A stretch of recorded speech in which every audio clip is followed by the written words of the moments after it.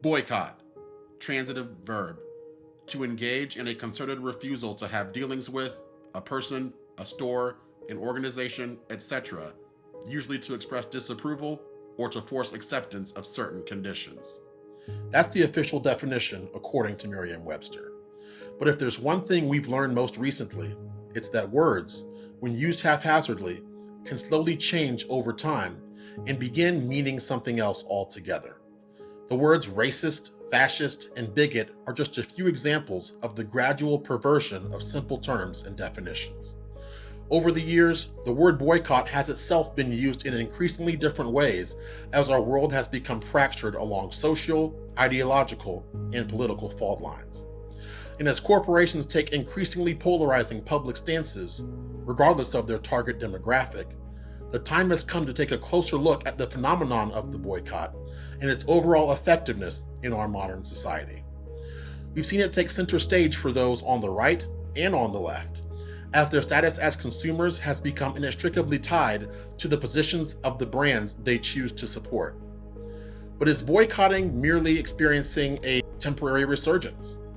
Is it simply a fleeting public interest? Is it ultimately useless as a form of protest? Or can it actually be an effective catalyst for change? There's only one way to find out. So sit back, relax, get comfortable, and join me on a deep dive into the word boycott, the history behind the phenomenon, and the effectiveness, or lack thereof, of the concept in the present day. I'm Damani Felder. Welcome to the Wright Brothers.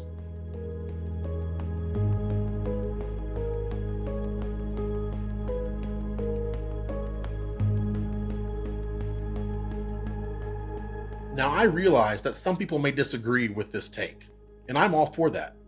All I ask is for you to watch this video in its entirety before sharing your thoughts and allow me to make my case. Afterwards, feel free to let me know if you're with me or against me.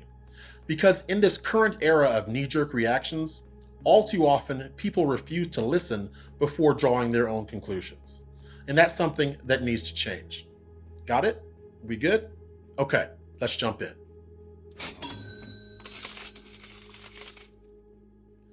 To start this journey, let's turn the clock back to 1880 and hop across the pond to meet a British captain named Charles Cunningham Boycott.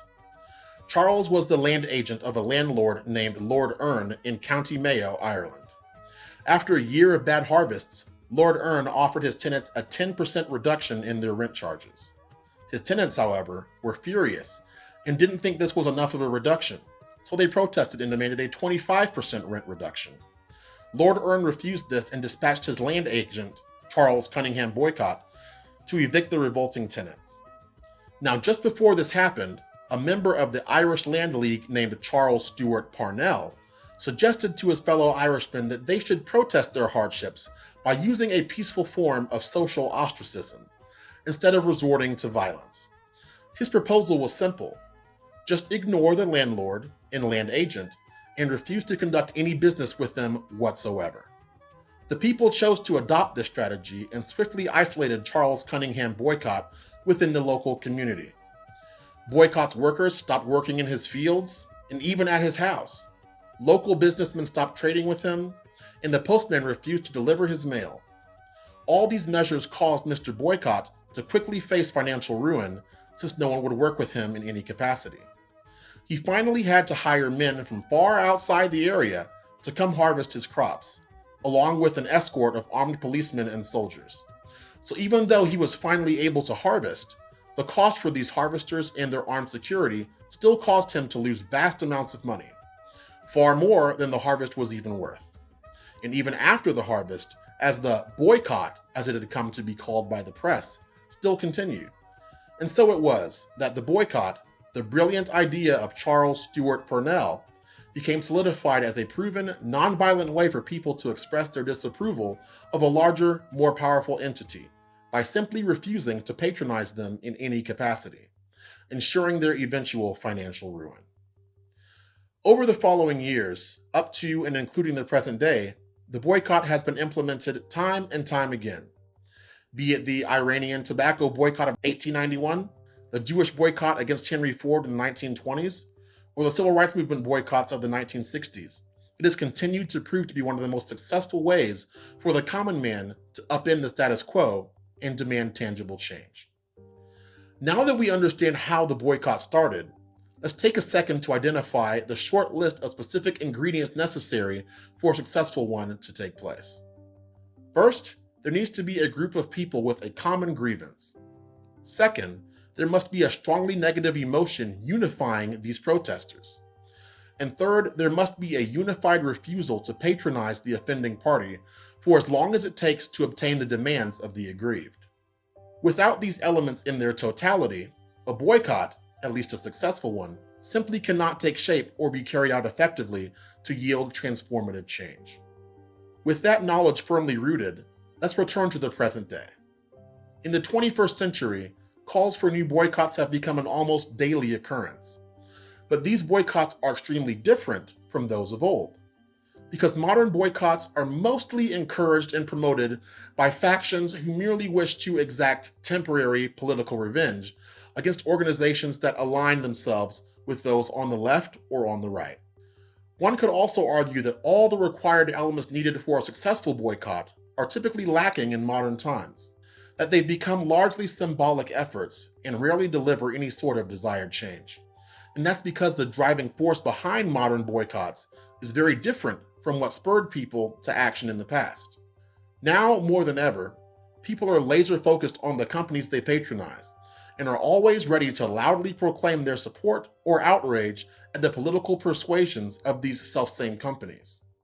But due to the fluid nature of politics, and due also to the constant shifting of the Overton window, the range of social acceptability, we're now presented with endless boycotting measures undertaken by people who value a sense of social allegiance more than they value their demands being met.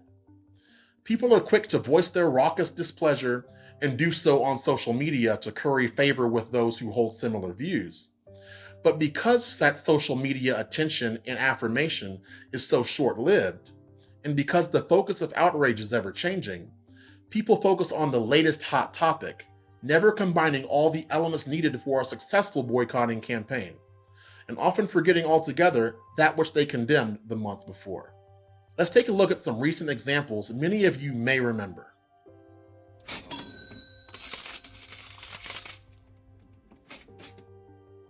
Back in June of 2012, former Chick-fil-A President Dan Cathy ignited a firestorm when he spoke out against America's legalization of same-sex marriage.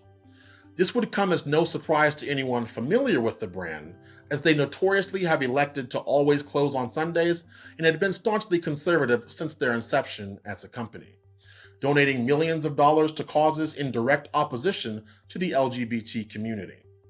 But many leftists, overjoyed by the same-sex marriage legalization from then-President Obama, viewed Dan Cathy's statements as an act of war on the social justice battlefield, and thus, many liberal activists called for protests and boycotts of Chick-fil-A. Interestingly enough, the result of these boycotts proved to be an abject failure, as Chick-fil-A sales rose 12% to $4.6 billion in the period immediately following the controversy. While some attribute this failure in part to then-Governor Mike Huckabee's counter-boycott launched in support of Chick-fil-A, the fact remains that this boycott faded away within a few months of its initiation.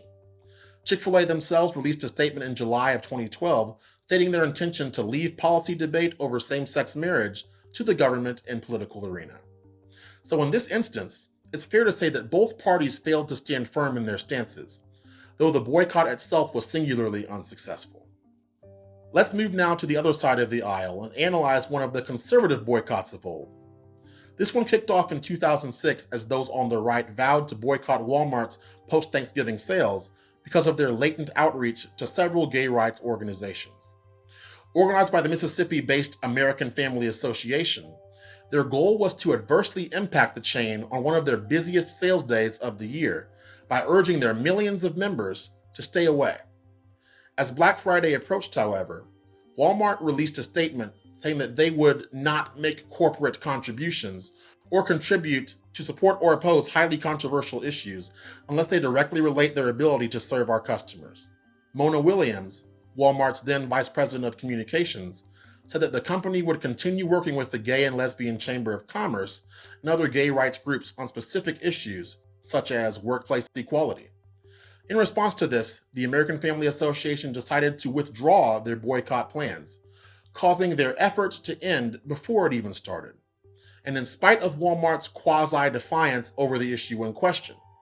So again, based on our knowledge of what constitutes a successful boycott, this effort too proved to be a failure. In the following years, we saw many other boycotts proposed by both sides ultimately go out with a whimper, if ever even being launched at all. The early 2000s would go down as largely inconspicuous as they relate to the boycott phenomenon. That relative calm, however, ended abruptly when a certain man boarded an escalator in New York City in 2015 and immediately turned the political world on its head.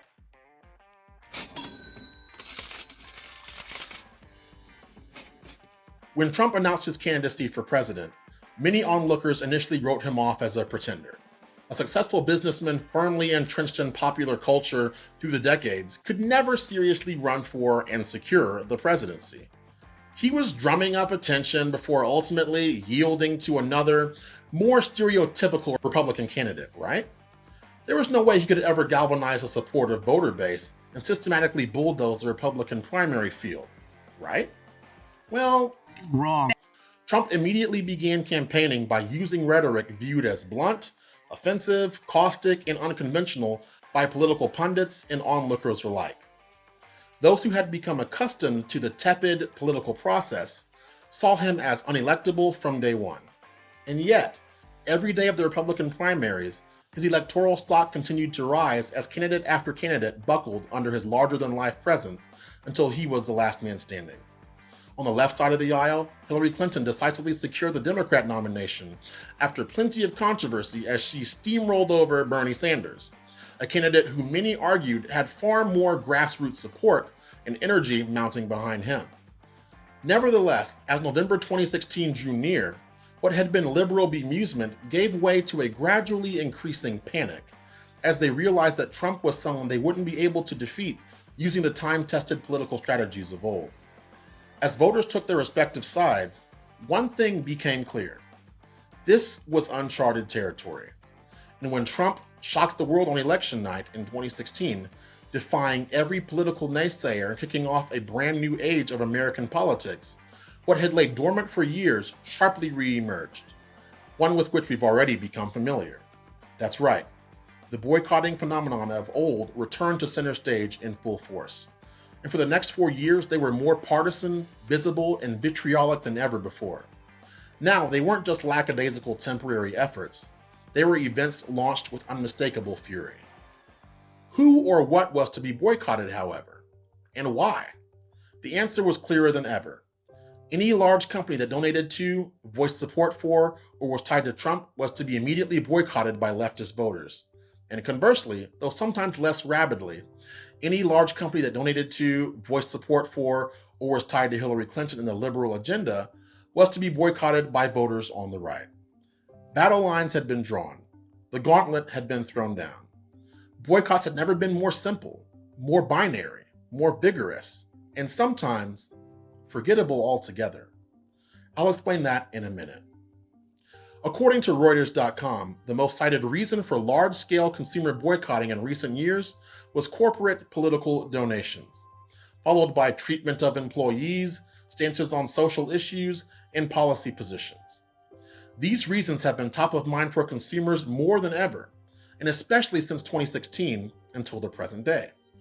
This dovetails from the motivations that drove people to boycott in the days of old, because in the past, boycotts pitted the common man against the ruling class. But now they simply pitted one political faction against the other, by any means necessary. Now, during the Trump administration, a liberal movement called Grab Your Wallet compiled a spreadsheet of Trump-connected businesses to, quote, protest the Trump administration's serial targeting of women, immigrants, and communities of color. All subsets of the population that weren't actually targeted by the Trump administration whatsoever, and all of which actually tangibly benefited greatly therefrom, but I digress. The reason I called many of these modern boycotts forgettable earlier will make more sense when I run down a list of recent ones that came and went so quickly, or are allegedly still going on quietly and insignificantly. You might have forgotten they ever even existed in the first place. Ready? Let's go.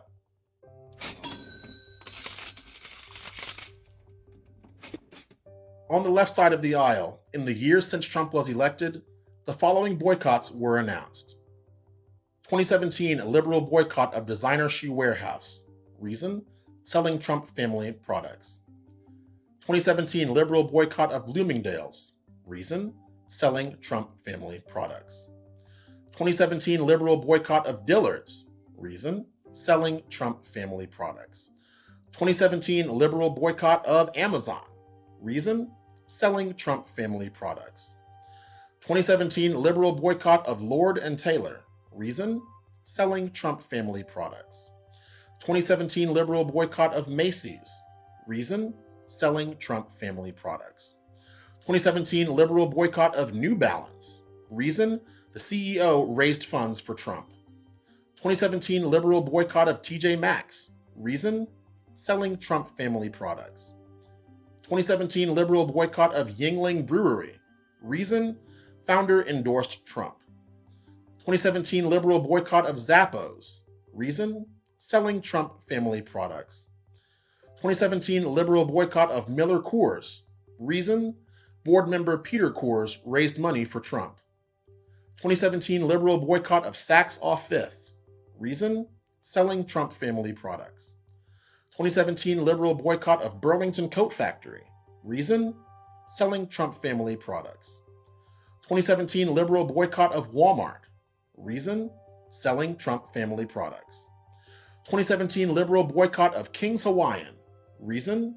Sponsoring Arnold Schwarzenegger's Celebrity Apprentice, thereby further enriching Trump, who was executive producer of the show.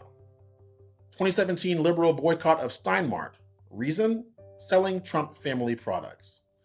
2017 liberal boycott of Welch's. Reason? Advertising on Arnold Schwarzenegger's Celebrity Apprentice, thereby further enriching Trump, who was executive producer of the show. 2017 liberal boycott of Lending Tree. Reason? CEO raised funds for pro-Trump super PAC. 2017 liberal boycott of Ross. Reason? Selling Trump family products. 2017 liberal boycott of See's Candies. Reason? Advertising on Arnold Schwarzenegger's Celebrity Apprentice, thereby further enriching Trump, who was executive producer of the show. 2017 liberal boycott of LL Bean. Reason? Board member raised funds for Trump PAC. 2017 liberal boycott of Bye Bye Baby. Reason? Selling Trump family products. 2017 liberal boycott of Trident. Reason? Advertising on Arnold Schwarzenegger's Celebrity Apprentice, thereby further enriching Trump, who was executive producer of the show. 2019 liberal boycott of Soul Cycle. Reason? Owner hosted a fundraiser in support of Trump. 2020 liberal boycott of Goya Foods. Reason? CEO praised Trump at a White House event highlighting a new advisory commission on creating economic opportunities for Hispanic Americans. 2021 liberal boycott of Kroger. Reason? Former Trump cabinet member Elaine Chao's appointment to the board of Kroger, in spite of the fact that she was the first Asian American woman appointed to a president's cabinet. 2021 liberal boycott of AT&T. Reason? Partially funding creation of One America News Network. 2021 liberal boycott of Publix. Reason?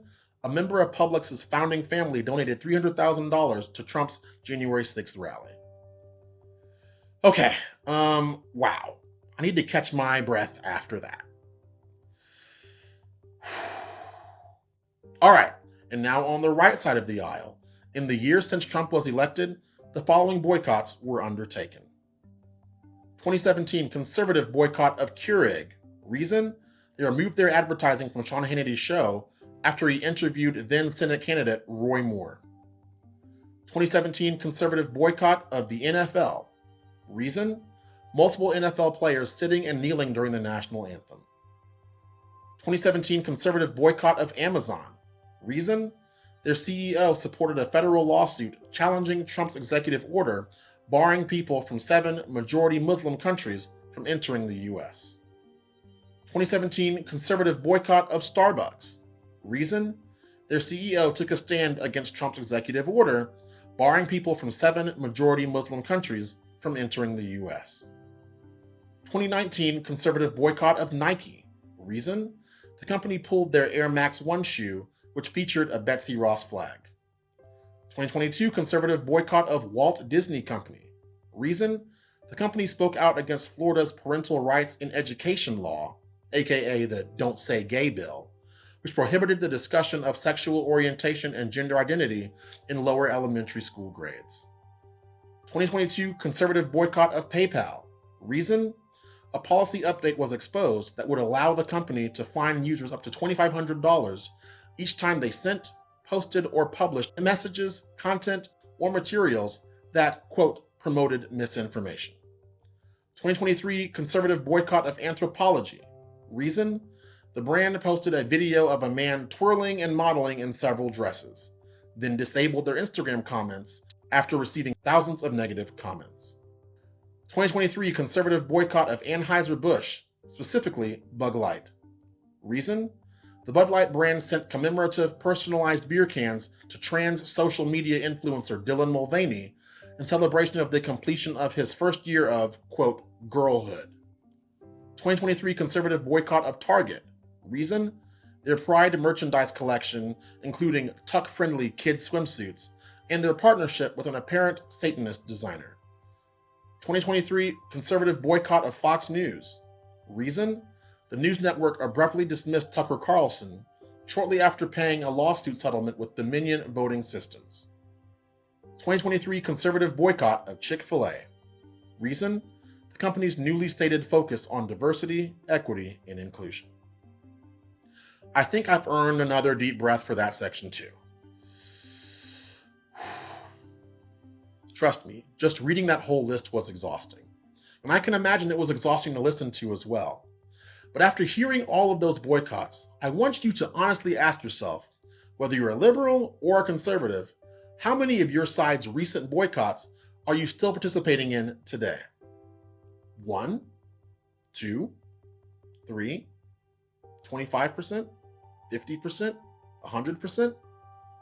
While I'll grant that some of you may be a part of a decent handful in the here and now, I simply refuse to believe that any of you on either side can honestly say you're still participating in all of your side's boycotts over the past few years. I'm not even a part of all of them myself. Truth be told, I wasn't even aware of a good number of them until I made this video. And believe it or not, the ones that I mentioned aren't even all of the ones that have taken place on the left or right side of the aisle since 2016. The exhaustiveness of keeping up with an ever-expanding list of boycotts is simply too much to focus on. And it is because of that exhaustion and sheer enormity of scope that most of the aforementioned boycotts fell flat and ultimately changed nothing at the corporate or social level. Because remember, boycotts are only successful if they have all the necessary elements. 1, a group of people with a common grievance. 2, a strongly negative emotion unifying these protesters. And 3, a unified refusal to patronize the offending party for as long as it takes to obtain the demands of the aggrieved.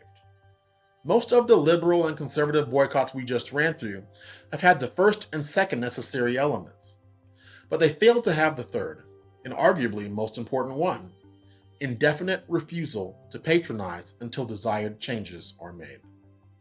This frequently incomplete list of boycott ingredients is why most people, even those who do participate in boycotts, typically feel as if their efforts are meaningless, don't actually accomplish anything at all, and are merely temporary means of securing personal feelings of self-satisfaction. Most people would agree that they feel as if boycotts in the 21st century simply exist to attract media attention for a finite period of time.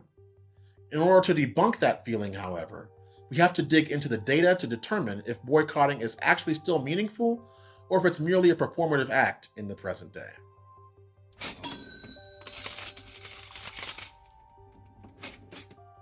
First, let's take a look at Bud Light. Obviously, it's no secret they have been under fire recently due to their decision to cozy up to a well-known trans influencer. Thanks to socialblade.com, were able to look at the exact period of time in which their most polarizing pandering stunt took place.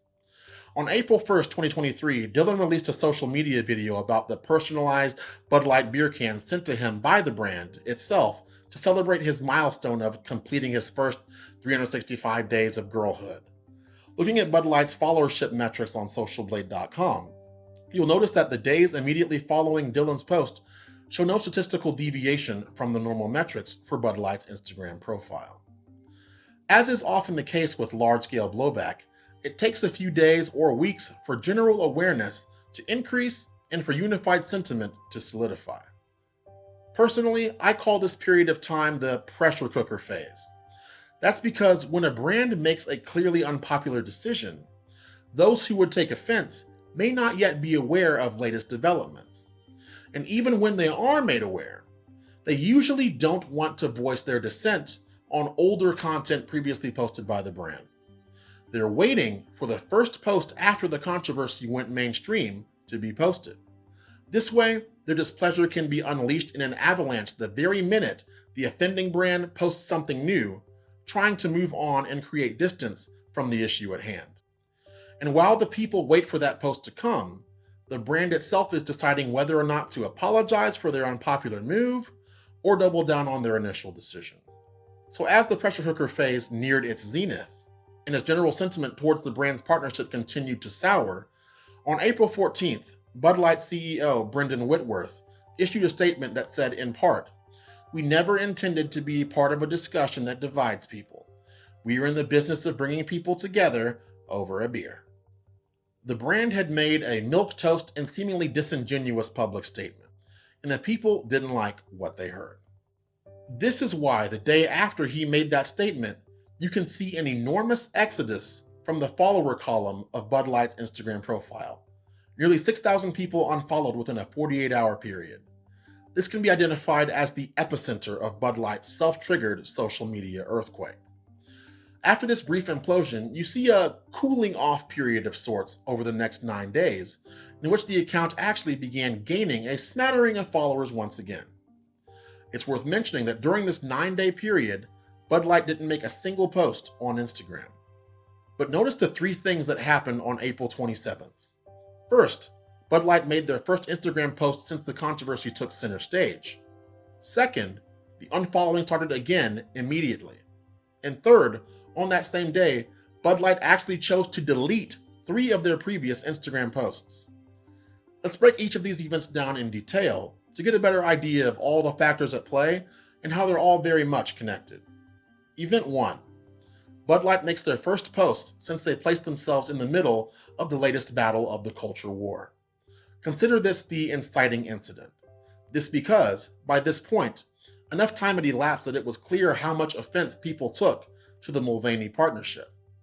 And because the brand had been silent on the platform since the news went mainstream, many were waiting to voice their displeasure as soon as Bud Light decided to post again, especially if that next post wasn't an apology for their pandering in the first place.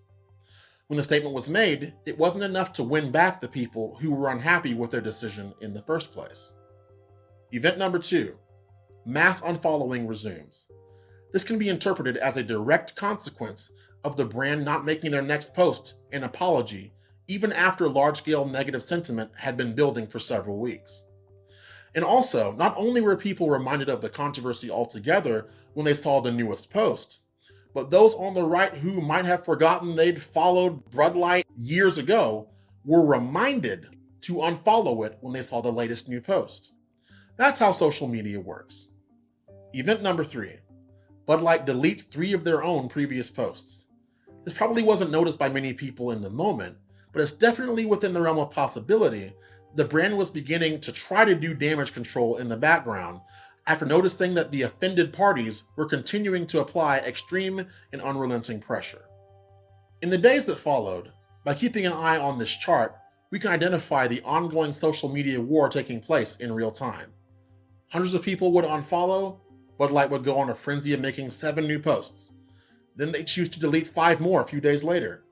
After May 1st, the brand may have thought they were out of the woods, as most short-lived boycotts typically fizzle out after a few weeks when people get distracted by the latest new thing.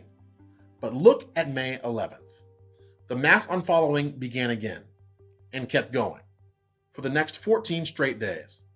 That's when the brand had to have realized this wasn't an ordinary boycott, and you can see them frantically deleting 10 more posts over this time period, then 5 more a few weeks later. Essentially, the brand couldn't stop the bleeding no matter what they did. And as of this research conducted in early June, Bud Light's Instagram profile shows that over the previous 4 months, they've averaged a loss of 52 followers on Instagram each day. Now, you might say that's not a big deal for a brand with as large a presence as Bud Light, but things get even weirder when you actually look at the accounts that make up much of the brand's follower base on Instagram. You'll notice that a large number of them appear to be inactive or objectively fake accounts. Click on them and you'll see profiles with bot-like names leading you to suspicious URLs, profiles that are clearly fake Bitcoin or Forex scammers, and plenty of profiles that don't even have a profile picture themselves, and have barely posted anything at all. These are well-known red flags that all too often expose an account that may have purchased followers in order to bolster their online appearances, which would make sense when I tell you about what I found next. According to flanks.com, the average engagement rate for an Instagram account with between 100,000 and 1 million followers is 2.05%. Engagement rate is essentially a way of measuring how much your followers interact with what you post on Instagram. For reference, my own Instagram account has just under 120,000 followers as of this recording. My engagement rate is 3.2%. I average 3,600 likes on each of my posts and receive an average of 146 comments on each post as well. And that's with me being shadow banned for the past several years. Bud Light's engagement rate at the time of this video's recording, 0.48%. They have over 371,000 followers, and each of their posts only averages 1,700 likes and 66 comments. So what does that tell you? That Bud Light's Instagram account, even with their blue check mark, is, for all intents and purposes, dead in the water. And on top of all we just uncovered, what made things even worse for the brand is the fact that a social media counter-protest from leftists never materialized at all. Typically, when a brand is embroiled in polarizing socio-political controversy, individuals on the other side will flock to the brand online to show support and rush to their defense. And as the numbers we just looked at clearly showed us, that definitely did not occur for Bud Light. What this should tell you is that even though those on the left may have supported Bud Light's move and would have chastised them for backing down, their support didn't tangibly take shape and counteract the conservative exodus. Honestly, the remarkable thing about this deep dive is that it highlights how much more effective those on the right were by simply implementing all the ingredients of a boycott and doing so consistently, long after Bud Light envisioned they'd be under fire. All while those on the left didn't pick up the newfound slack to help Bud Light maintain corporate and financial equilibrium. Of course, Instagram metrics hardly paint a complete picture of the social impact of brands choosing to take polarizing stances. So taking a look at the company's stock price, market cap, and recent leadership changes is also important. Let's look at Bud Light's parent company, Anheuser-Busch, real quick. Yeah, things ain't looking too good there either. On the whole, the conservative Bud Light boycott was, and continues to be, a great example of what can happen and how financially debilitating conservative boycotts can be when they implement all the required elements of a boycott successfully. See why I told y'all to settle in for this video earlier? Yeah, this is why. And we're going to keep going. Let's look at a recent liberal boycott now and measure how successful it was or wasn't.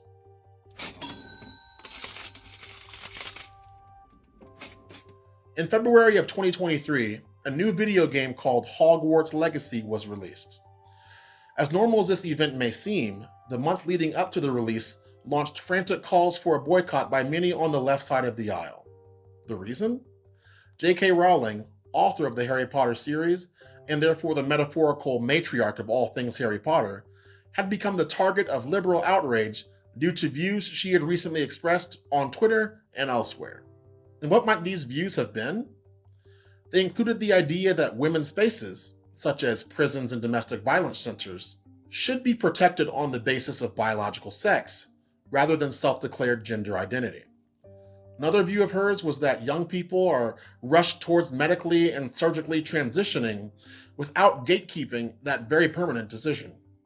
In the weeks preceding the release of Hogwarts Legacy, video game critics both gave the game poor reviews and urged gamers to boycott the game altogether as a show of support for their trans friends.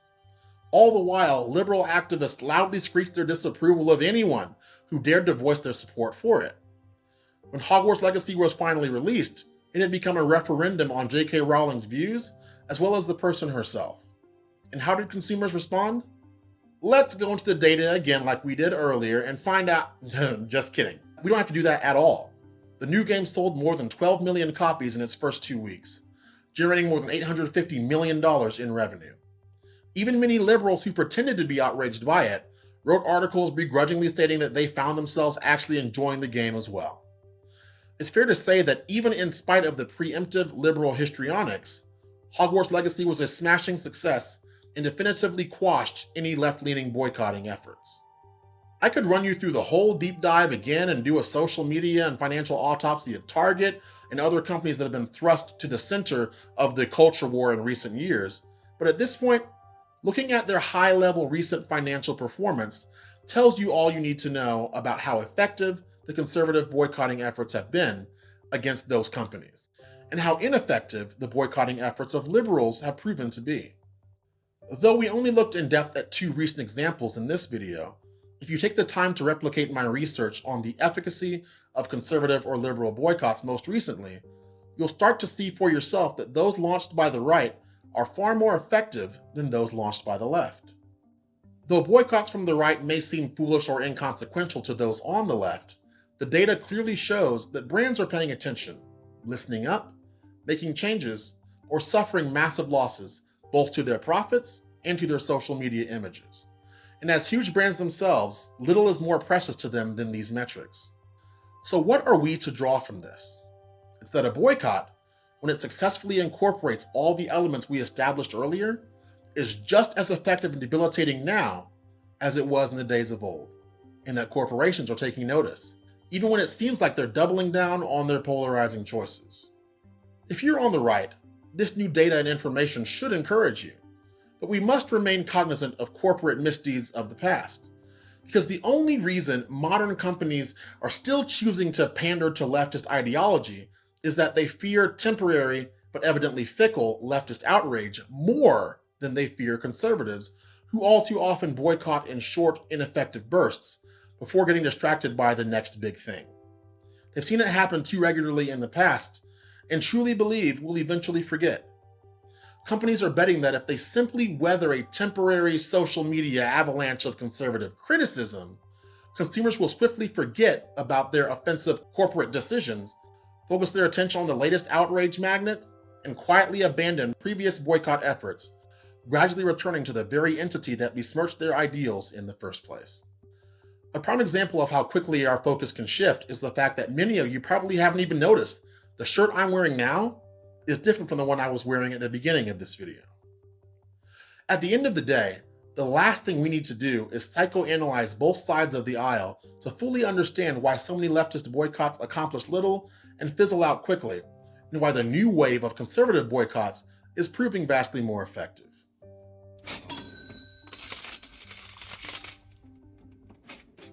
The reason leftist boycotts, though finite in scope and length, are often more boisterous than those taken up by conservatives is because boycotts, at their core, are driven by outrage and anger.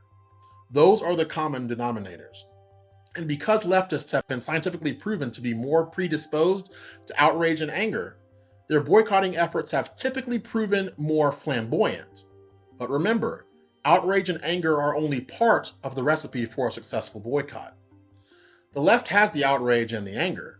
They have the ostensible common grievance, but they fall short when it comes to indefinite ostracization, crumbling under the weight and depth of the never-ending, ever-expanding swath of companies with which they claim to be at odds.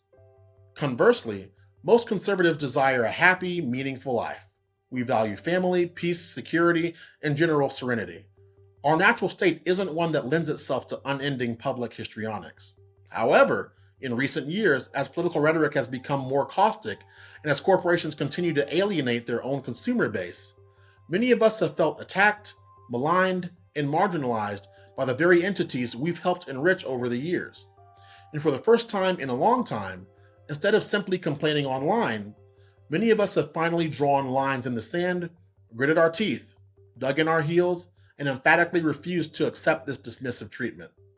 Entities like Public Square and Gab Marketplace have also given rise to a smaller but viable parallel economy for those looking for patriotic alternatives to the woke brands and corporations of the present day. So not only do those of us on the right feel as if we have real choices as it relates to our money, we also have improved our capacity to rebuff companies for the long term, not just the short term. Comparatively, leftists often have nothing of substance, family, aspirations, etc., to look forward to in the future. No desire for family, a constant need for attention, a craving for conflict, a predisposition to behave insufferably, and a proclivity for confrontation. So boycotting for them all too often becomes their only source of a sense of belonging or purpose in life. And because they crave that purpose so intensely, they take on everything all at once, leading to them being angry at everything but accomplishing little to nothing because of the enormity of their list of grievances. So for those of us on the right, how do we ensure our demands are met, even though we desire to be more civil with our own comportment? The answer can be inferred by studying how those in the 1960s civil rights movement chose to carry themselves. Though they were violently attacked by their adversaries and threatened with bodily harm time and time again, they steeled themselves, remained nonviolent, and simply chose to continue showing up, day after day, month after month, year after year, effectively laying siege to the institutions that denied them entry, until finally these institutions were forced by the government or sheer weight of public pressure and looming financial destitution to change course, change their policies, and deliver the outcome demanded by the aggrieved. Today, we boycott Bud Light, Target, and more, while leftists sporadically pretend to boycott a million different things simultaneously and largely ineffectively. And tomorrow, another company will draw the ire and contempt of one side or the other. But when that day comes, we can't afford to trade one cause for another. We must simply add to the list, grit our teeth, and extend our avoidance as widely as possible. Because if there's one thing we know about the very first boycott, and that we know about the successful ones that followed throughout history, eventually, even the most obstinate foes will either cater to our demands or face irrevocable damage as a punishment. All we have to do is dig in longer than the other side, prove our mettle, be willing to make sacrifices in the long term, forego temporary enjoyment for long-term satisfaction, financially choke the corporations who oppose us until they expire or beg for forgiveness, and only end when either of these two outcomes present themselves. As history has shown and will continue to show, with patience and perseverance, we can be the last man standing. The last man standing is the one who wins. And if you hold out long enough, that person will be you.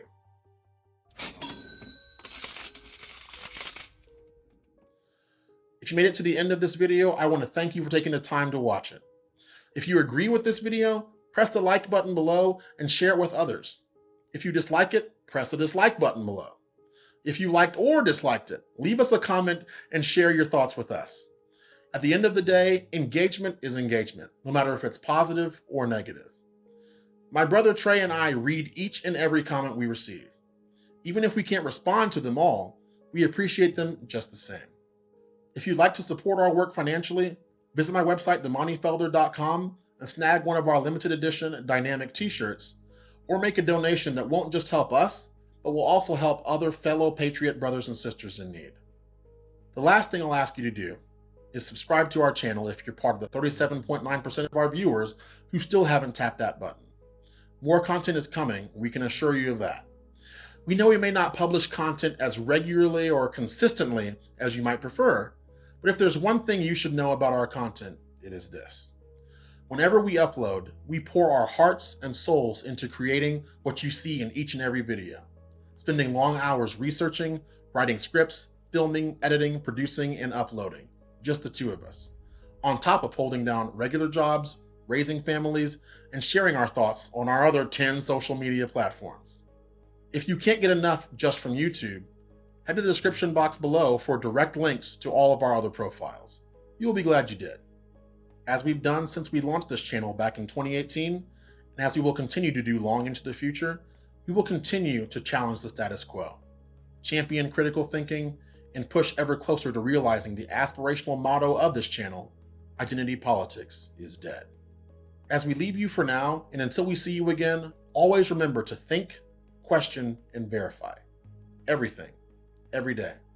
That's the most powerful thing you can do, and you'll never regret it. There will be more content coming soon, and we can't wait to bring it to you, but until then, God bless you all. I'm Damani Felder. My brother is Trey Felder. We are the Wright Brothers. We love you all, we appreciate you all, and we'll catch you in the next one. The first revolution is when you change your mind about how you look at things and see that there might be another way to look at it that you have not been shown. The revolution will not be televised, and be no rerun, brothers and sisters. The revolution will be live.